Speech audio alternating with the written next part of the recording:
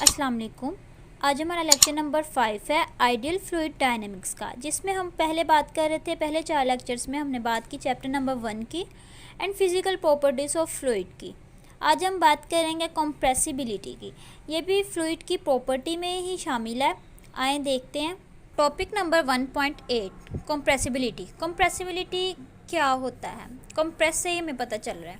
Definition देखते हैं।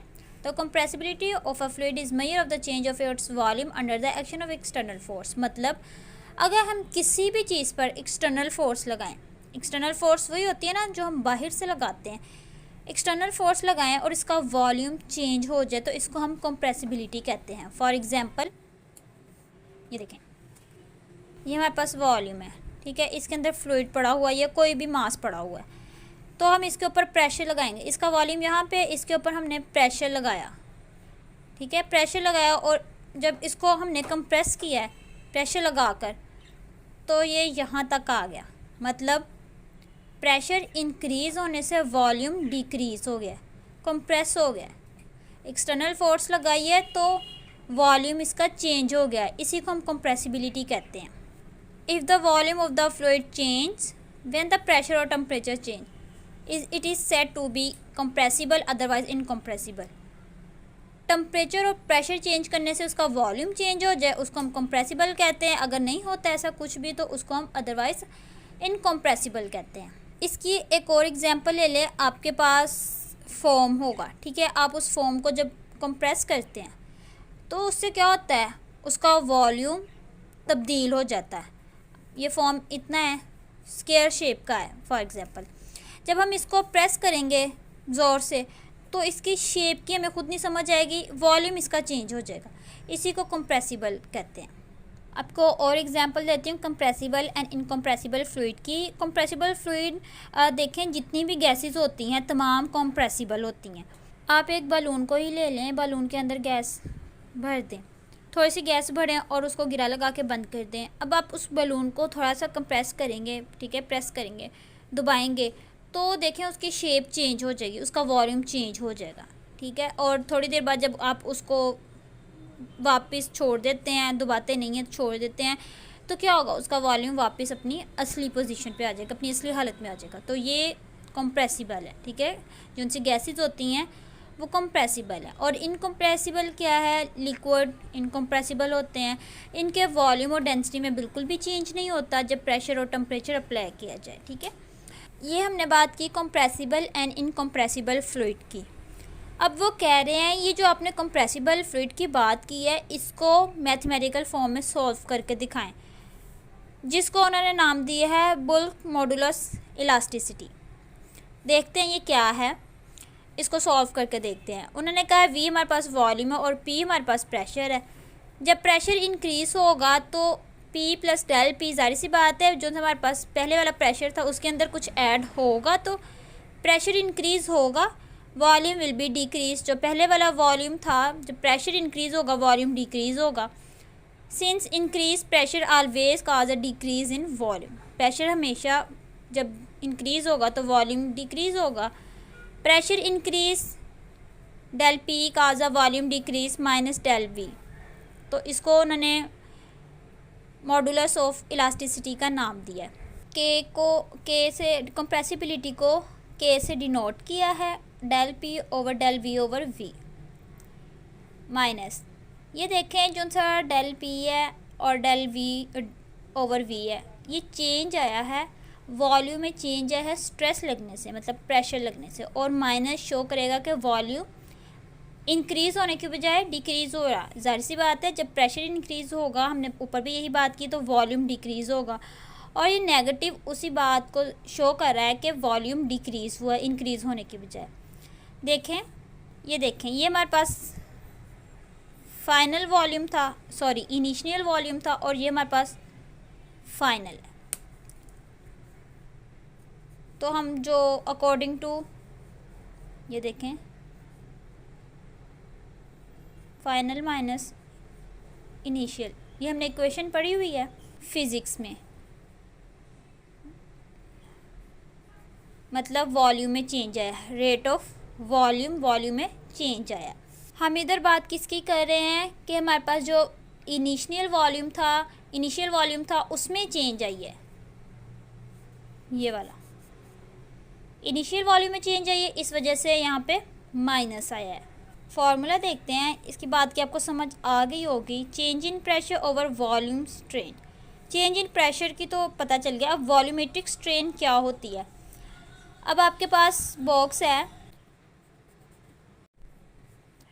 अब ये 2 बॉक्स हैं, इस पर हम स्ट्रेस लगा रहे हैं कंप्रेसिव, मतलब नॉर्मल लगा रहे हैं, ठीक है, ये चारों तरफ से लगा रहे हैं, और इस पर भी हम स्ट्रेस लगा रहे हैं, इस पर स्ट्रेस नहीं टेंसाइल स्ट्रेस लगा रहे हैं, ठीक है। ये देखिए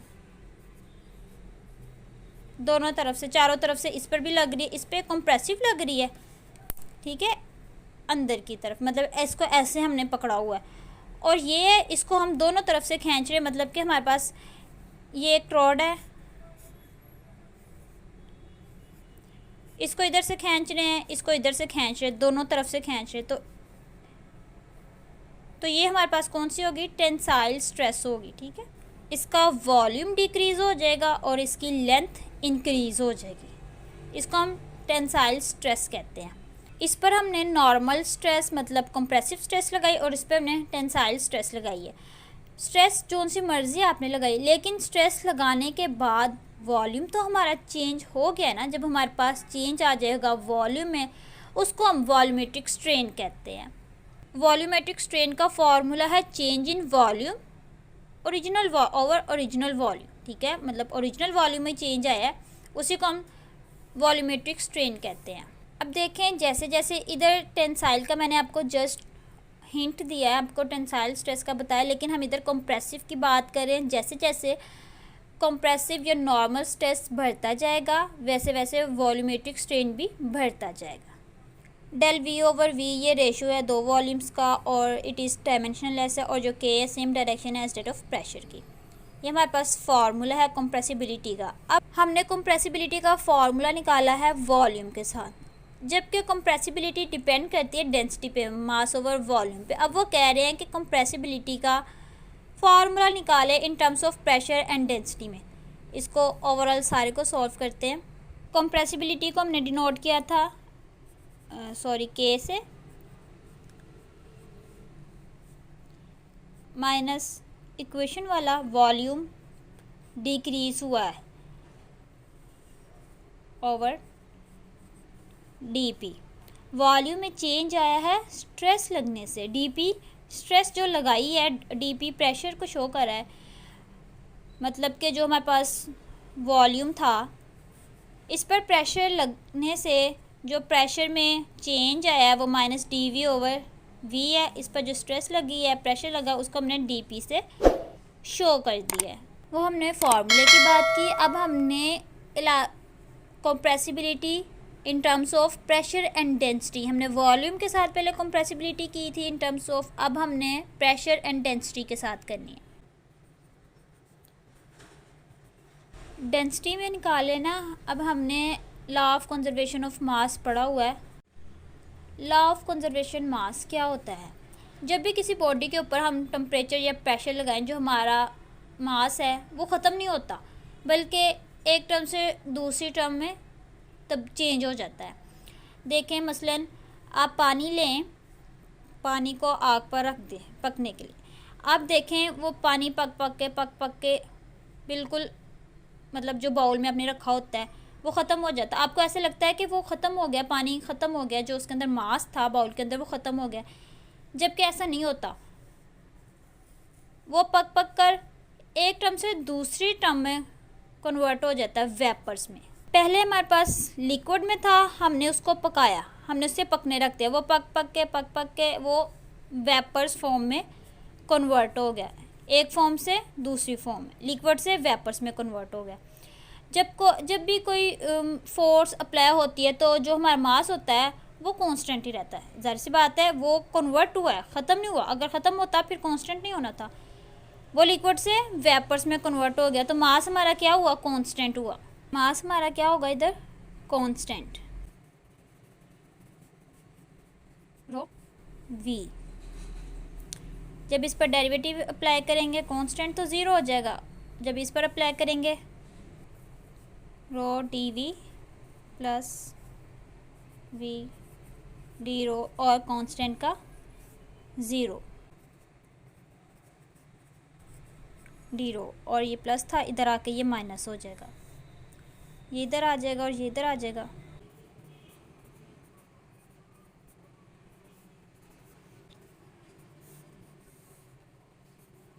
हमारे पास ये आ गया minus D we over v is equal to d rho over rho. देखें ये हम ऊपर वाले फार्मूले में वैल्यू पुट कर सकते हैं डी वी की।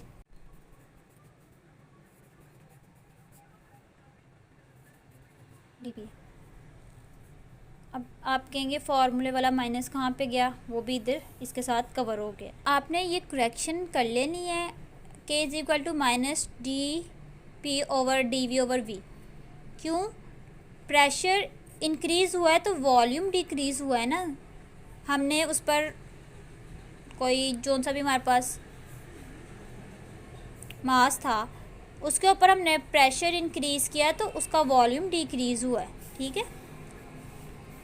तो हमारे पास ये जो फॉर्म आई थी हमने इसको फार्मूले में पुट किया, फार्मूले में पुट करने से हमारे पास ये बन गया। इसको सिंप्लीफाई कर सकते थे, rho D P over D रो। ये हमारे पास कंप्रेसिबिलिटी है इन टर्म्स ऑफ डेंसिटी।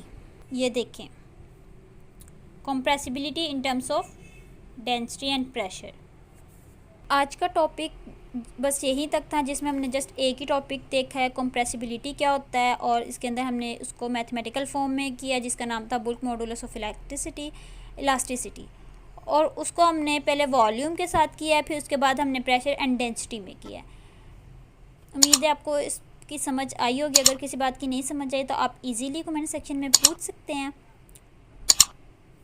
अगर मेरी वीडियो अच्छी लगी है तो इसको लाइक, सब्सक्राइब और शेयर ज़रूर कीजिएगा। मिलते हैं नेक्स्ट लेक्चर में इंशाल्लाह। अल्लाह हाफिज़।